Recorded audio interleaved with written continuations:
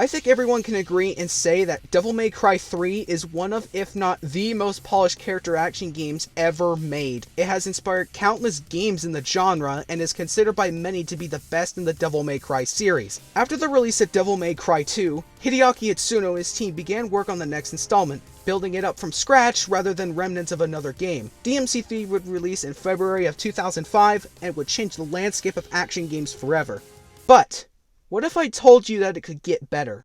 In fact, it did. From 2019 to 2020, Capcom released the original Devil May Cry trilogy on Nintendo Switch, with of course Devil May Cry 3 being the last. Many people, such as myself, consider this to be the definitive version of the game, the one that you have to play. One of the downsides with this release is that it suffers the same fate as modern Resident Evil 4 ports. Low quality textures, some cutscenes looking a bit off, and low quality audio. Although this isn't really a Nintendo Switch thing, the PS3 and PS4 versions suffered the same issues. However, those don't take away from the experience. The story and its pacing is the best in the series, and the HD collection on PlayStation 4 was how I played the game, and honestly, all those problems didn't bother me at all. This version of DMC3 introduces co-op Bloody Palace, which allows you to play through it with your friend as Dante and Virgil. I never played it though, because, I don't have friends.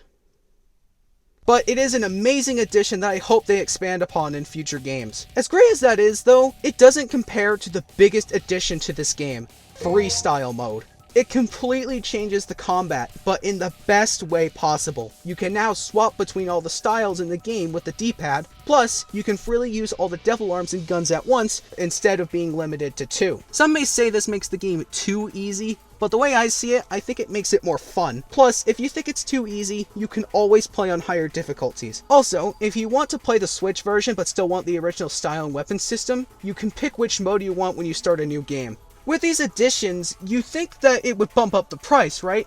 I mean, not only do we have a whole ass new mode, but the combat has been completely overhauled. You think it would make it, oh, I don't know, like $30, even maybe $40?